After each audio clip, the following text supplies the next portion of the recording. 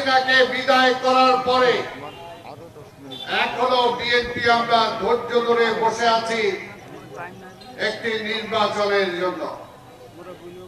কারণ আমরা বিশ্বাস করি জনগণই ঠিক করবে এই রাষ্ট্রকে পরিচালনা করবে। এর আগে বহুবার বিএনপিকে বিভিন্ন ভাবে ক্ষমতা শেয়ার করার জন্য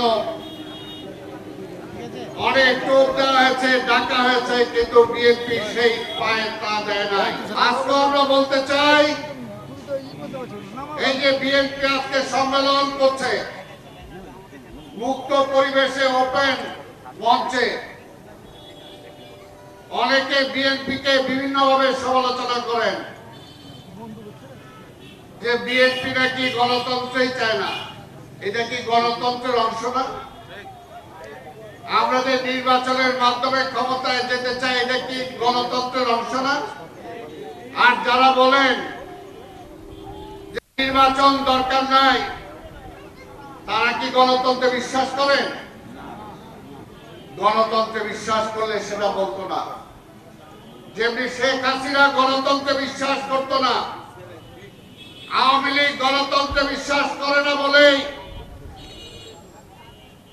আওয়ামী লীগের পতন ৭৫ সালে হয়েছে, আবার এইবার নির্মম ভাবে পতন ঘটেছে। আওয়ামী লীগকে নিষিদ্ধ তো ৫ই আগস্ট জনগণই করে দিছে, জনগণই তো বিতাড়িত করেছে। জনগণের ভয়ে আওয়ামী লীগের নেত্রী ফ্যাসিস্ট শেখ হাসিনা গণভবনের পিছনের দরজা দিয়ে পালায়া তার আত্মীয়র বাড়িতে যায় আস্থানা গেছে। আওয়ামী লীগ কই? আওয়ামী লীগ তো এমনি নাই। আবার এই কথাটা আমরা বলেছি ৫ই আগস্টের পর থেকে এই সরকার শুনে নাই। আমরা বলেছি শেখ হাসিনা পালালেও তার দোসররা এখনো বাংলাদেশের ক্ষমতায় আছে। শেখ হাসিনা বারবার ষড়যন্ত্র করছে, তাকে আইনের আওতায় আনা হোক।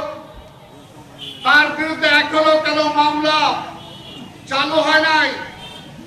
তার বিরুদ্ধে ৯ মাস হয়ে গেল গণহত্যা করার পরেও এখন পর্যন্ত তার বিরুদ্ধে কেন কোনো মামলায় রায় হয় নাই? তাই সহমত বন্ধুগণ, আমরা বিশ্বাস করি গণতন্ত্রে। যেখানে ৫ই আগস্টের পরে তারেক রহমান যদি সেই সময় নির্দেশ না দিত যে আওয়ামী লীগ এত অত্যাচার করেছে, সেই আওয়ামী লীগের উপরে কোনো প্রতিশোধ দেওয়া যাবে না, তাহলে বাংলাদেশে রক্তের হোলি খেলা হতো। যেটা আওয়ামী লীগের ওবায়দুল কাদের বলেছিলেন, যদি এই ধরনের কোন পরিবর্তন হয়, এক রাত্রে কয়েক লক্ষ লোক মারা যাবে। হয়তো তাই ৫ই আগস্টের পরে কিছু কিছু জায়গায় বিক্ষিপ্ত ঘটনা ছাড়া তেমন কিছুই ঘটে নাই। কারণ বিএনপি প্রতিহিংসা বিশ্বাস করে না।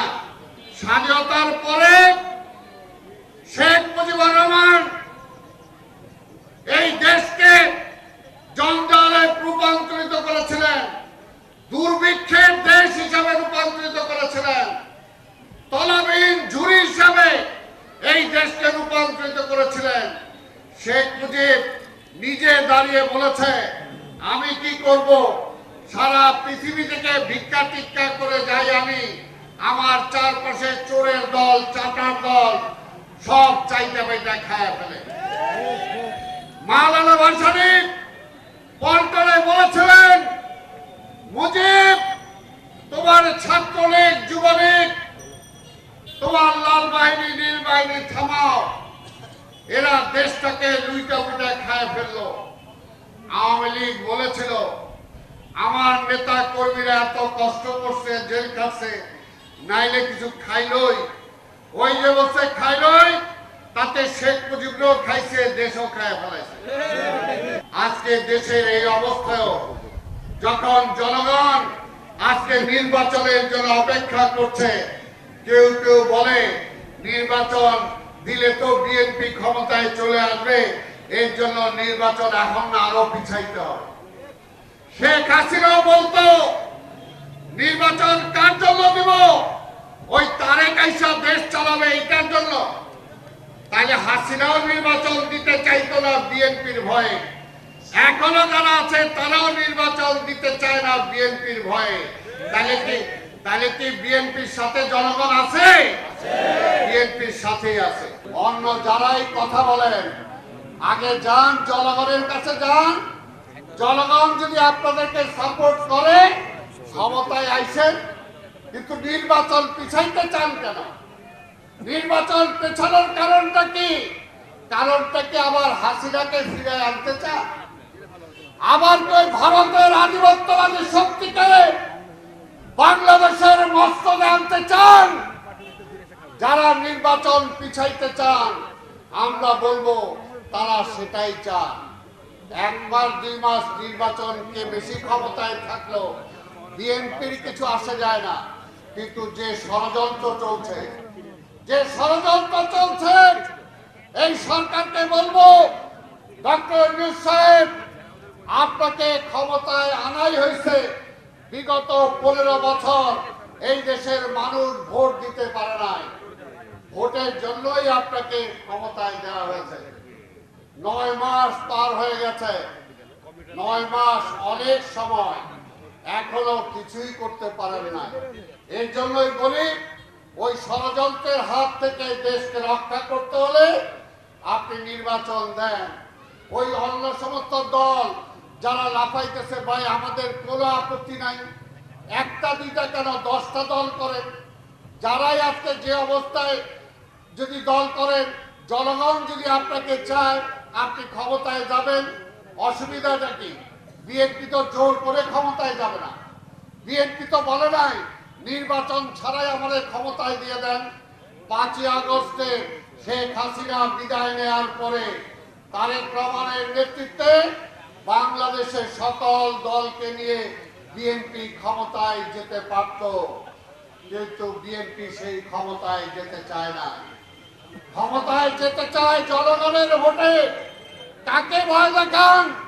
বেগম খালেদা জিয়া 96 সালে প্রধানমন্ত্রী হওয়ার পরেও সংস্কারের জন্য, এই কেয়ারটেকার বিল আনার জন্য তিনি প্রধানমন্ত্রিত্ব ছেড়ে দিয়েছেন।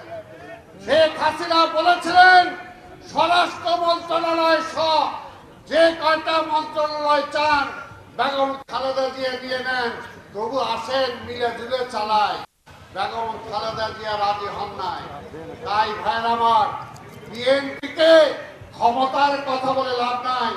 বিএনপির হাজার নেতার কর্মী বুকে রক্ত ঢেলে দিয়েছে, কিন্তু শেখ হাসিনার কাছে আপোষ করে নাই।